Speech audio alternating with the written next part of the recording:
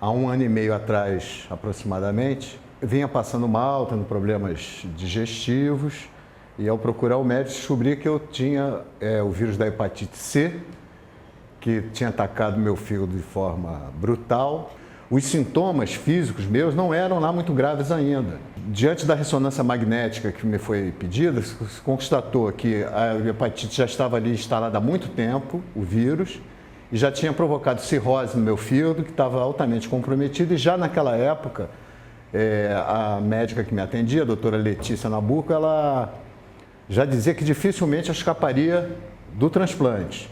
As hepatites são doenças silenciosas do fígado que costumam acometer os indivíduos por muitos e muitos anos sem causar qualquer tipo de sintoma, em geral.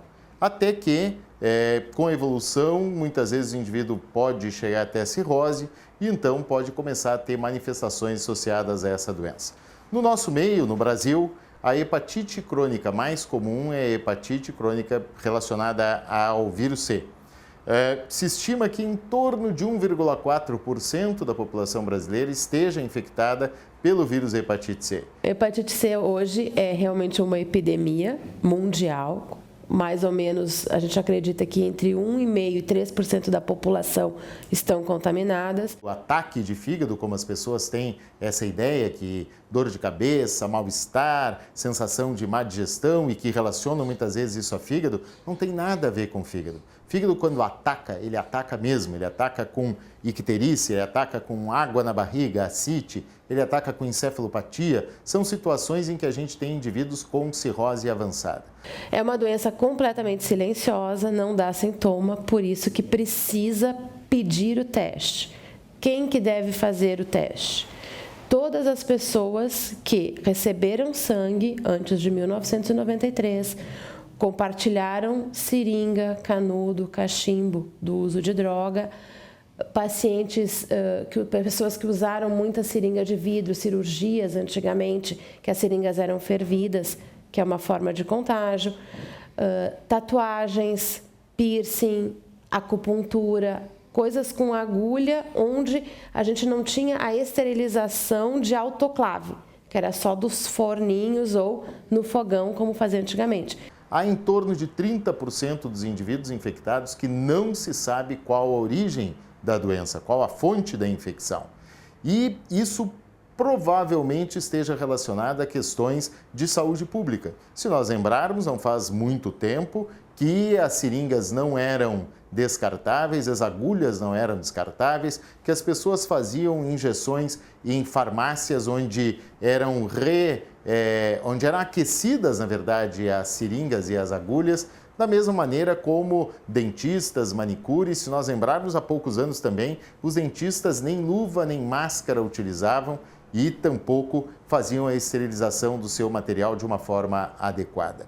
Isso faz com que as pessoas que têm mais de 40 anos no Brasil sejam, todas elas, pessoas que sofreram algum risco dessa infecção.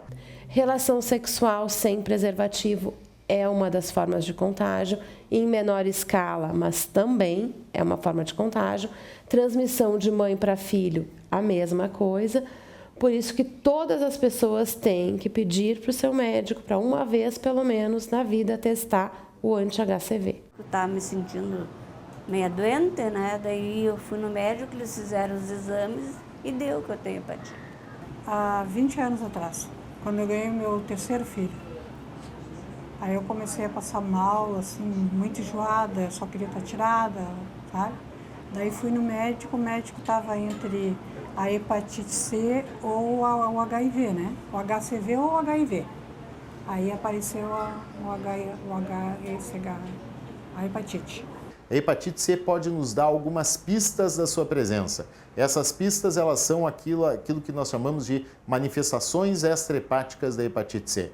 Por exemplo, alguém que tenha diabetes mellitus do tipo 2, eventualmente isso pode ser relacionado à hepatite C.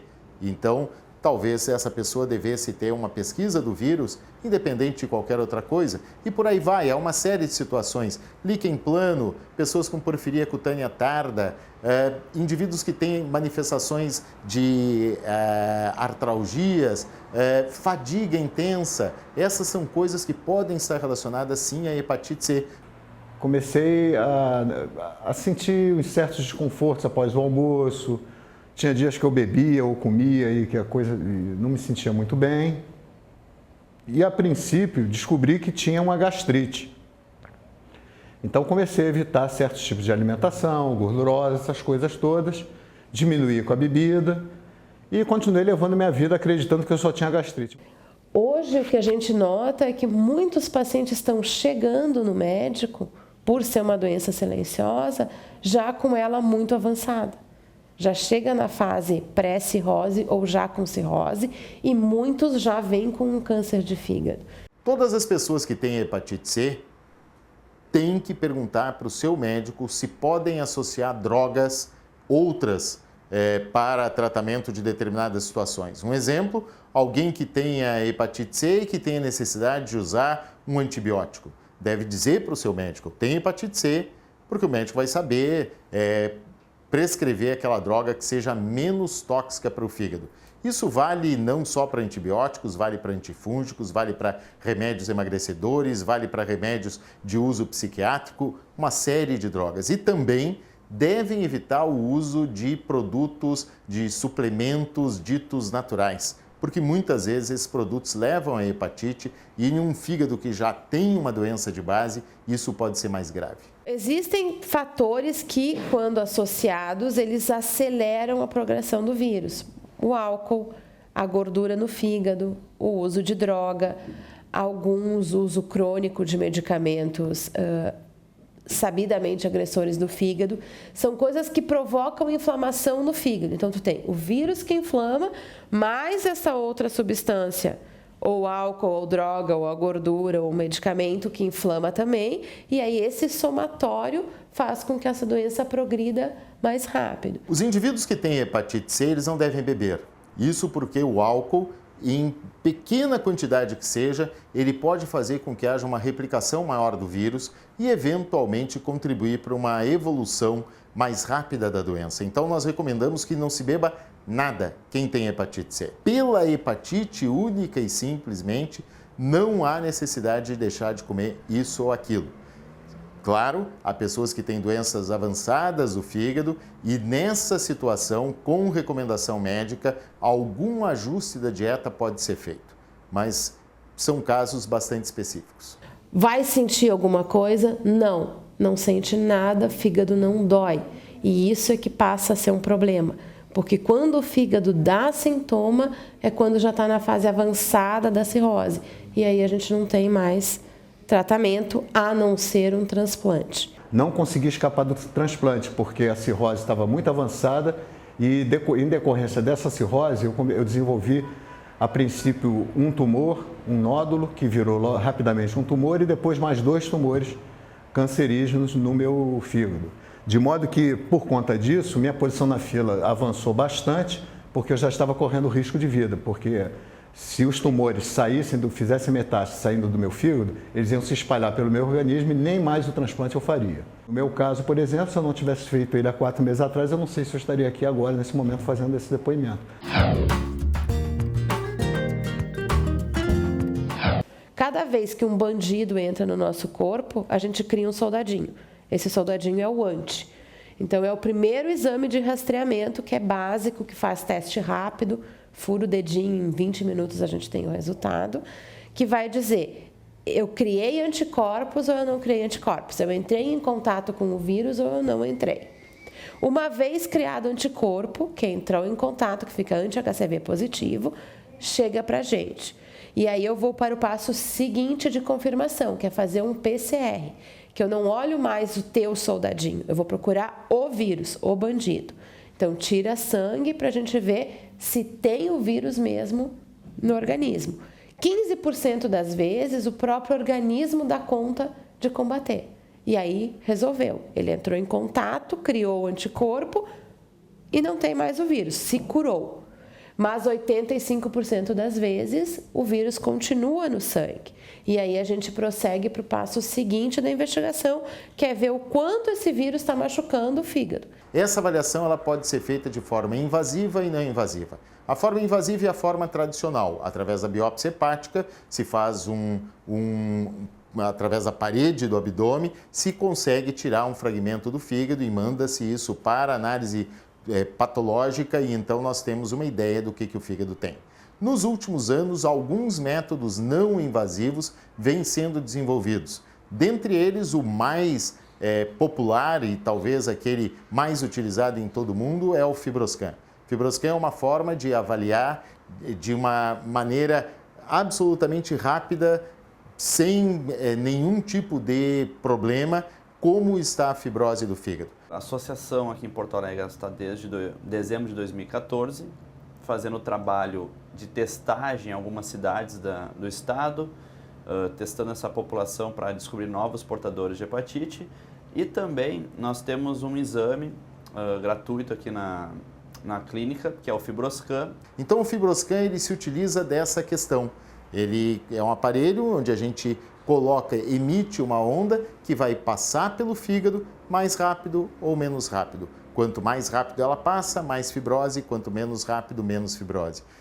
Uma série de estudos em pacientes com biópsia e FibroScan fizeram com que a gente pudesse ter pontos de corte dessas velocidades. E esses pontos de corte, eles são então relacionados a F0, F1, F2, F3, F4, e com isso nós podemos ter uma certeza muito alta de como está o paciente. Se estima que o FibroScan tenha feito uma diminuição de 50% da necessidade de biópsia de fígado em função de resultados muito claros, especialmente naqueles pacientes com fibrose mais leve ou naqueles pacientes com fibrose muito avançada. Aqueles pacientes com fibrose moderada é uma área ainda que se chama área cinza e a gente pode eventualmente ou repetir um FibroScan mais cedo ou fazer uma biópsia hepática. E aí a gente vê se ele está mais perto da cirrose ou mais perto de um fígado normal. E isso vai definir a necessidade de tratamento. Para ser atendido aqui na clínica, tá? Você pode simplesmente ser indicado por um médico, o seu médico, ligar, marcar o exame para ser realizado. Caso o seu médico tenha solicitado o exame de FibroScan, que na verdade é FibroScan, elastografia hepática, tudo depende do médico, fala de uma forma. Tá? Você somente ligue, marca o exame, a gente tem uma lista de espera aí mais ou menos um mês, a gente já consegue marcar o paciente. Tá? O exame é rápido, questão de 10 minutos você já pode ir para casa. Caso você queira uma consulta, também é a mesma forma, pode ligar ou mandar e-mail para nós aqui, que a gente já marca para você a consulta sem custo, sem nada. Que lá em Santo Ângelo não tem pelo SUS, é só particular. Aí me mandaram para cá. Esse exame, ele custa no mercado R$ 1.500, R$ 2.000, depende do estado, depende da cidade e tudo mais. Aqui ele é de graça. A pessoa liga, como eu havia falado, não precisa ser doador da ONG para usufruir desse serviço. Liga, a gente consegue marcar você para fazer o exame, vem, faz o exame e vai embora já com o laudo pronto. Imaginando que o teste tenha identificado alguém com uma fibrose inicial ou eventualmente uma fibrose moderada, é um teste que pode ser repetido. E essa repetição vai ser decidida caso a caso pelo médico, de acordo com aquilo que foi descrito no laudo, mas em média a cada ano seria uma forma boa de reavaliar o fígado com o FibroScan.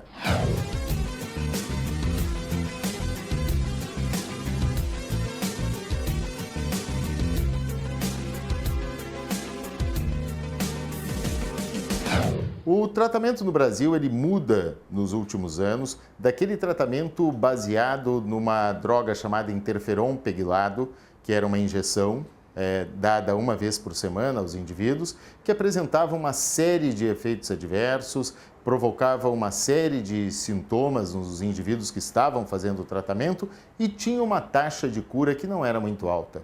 Aí fiz o tratamento de 6 meses com interferon e um outro comprimido, que são as 24 injeções, né? Os efeitos foi muita dor de cabeça, muito cansaço, perda de cabelo, perda de apetite, desânimo, é quase praticamente uma quimioterapia.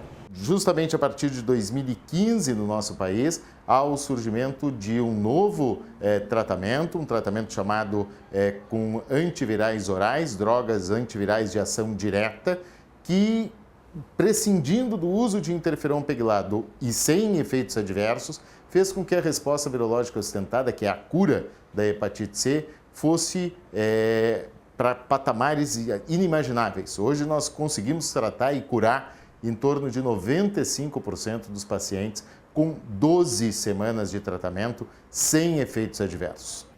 E o nosso objetivo em saúde pública hoje é fazer o quanto antes esse diagnóstico, para a gente não deixar a doença chegar num estágio onde eu não tenho mais como resolver, para um estágio onde eu vou usar o remédio por um determinado tempo, que são 12 semanas ou 24, vai depender da gravidade da doença, e esse paciente vai sair curado. Devido ao remédio sulfosbuvir, daclinza, o coquetel e ribavirina, eu não tenho mais o vírus. Desde maio para cá, de maio de 2016 para cá, já fiz 4 exames que confirmaram a inexistência do vírus no meu organismo.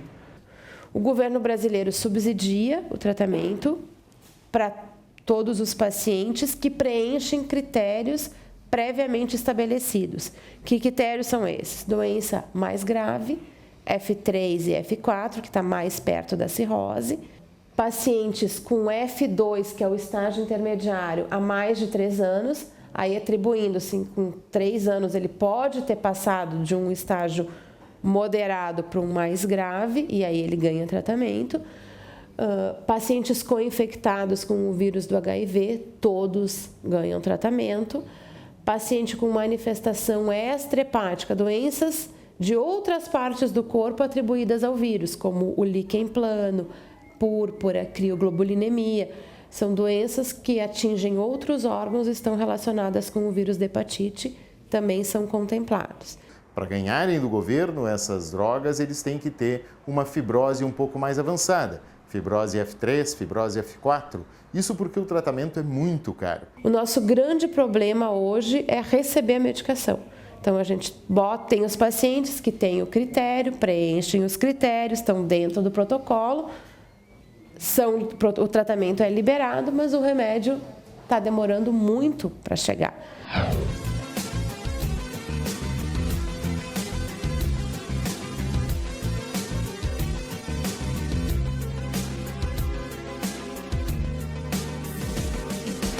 Financeiramente é impagável tratar todo mundo. Então, existem critérios de priorização. Tá? A ideia é que, à medida que tratou os cirróticos estão curados, então vamos para a classe imediatamente inferior, que são os F2, e assim sucessivamente. Mas o que a gente está vendo é que isso não está evoluindo na agilidade que a gente imaginava que fosse acontecer. Os pacientes que têm doença inicial, F0, F1, eventualmente aqueles com doença moderada, F2, são indivíduos que eles poderiam ser tratados. Podem ser tratados. Se a pessoa quiser comprar o remédio, ela pode ser tratada. Seria até bom se pudéssemos tratar todos. E aí, até hoje, eu não fiz tratamento. De ano em ano, eles me chamam para fazer a biópsia. Já fiz 3 biópsias e agora eles vão fazer essa outra, Fibroscan, que agora chama, né? Já é a segunda que eu vou fazer hoje. Fiz a outra 1 ano atrás, agora hoje estou fazendo a outra. Para ver se eles ainda vão dar o tratamento ou se ainda não precisa dar o tratamento. Só que eu estou enlouquecendo a cada ano que passa, né? Eles não me dão tratamento e eu vou ficando cada vez mais depressiva, né? Normalmente, aqueles indivíduos F0, F1, F2, nós acompanhamos esses pacientes com monitorização de exames, eventualmente um Fibroscan a cada ano, de forma que se pode detectar uma infecção, uma evolução da doença e a necessidade de um tratamento mais precoce. Graças a Deus que eu tive, como o meu caso já tinha atingido meu fígado, eu tive sorte, que muita gente não tem sorte, tem que entrar na justiça para poder adquirir o medicamento que é muito caro, né? Eu consegui, no momento que saiu o resultado, levei para minha patologista, ela já me encaminhou, em 10 dias já comecei meu tratamento. Tem que fazer uma revisão uma vez por ano, quando termina em 6 meses, né? Aí agora eu fiz a biópsia, né, no começo do tratamento, deu positivo para a fibrose F3. E agora fiz novamente o CPR, que dá negativo. Negativou a minha hepatite. Mas assim mesmo eu tenho que fazer para ver como é que está o fígado, né? Porque o médico falou que mesmo negativando a hepatite, o fígado estaciona. Quem não preenche esses critérios não está abandonado, segue acompanhando e se for um F2, espera os 3 anos e aí vai passar a preencher critério, ou a pessoa pode comprar no sistema privado. Eles não precisam, né, caso não queiram, aguardar que a doença evolua, progrida, né?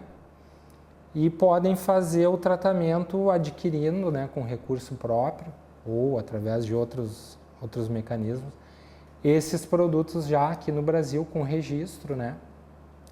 Ou também foi descoberto que esses produtos eles têm disponibilidade na Índia. Claro que inicialmente todos tinham uma certa desconfiança, né?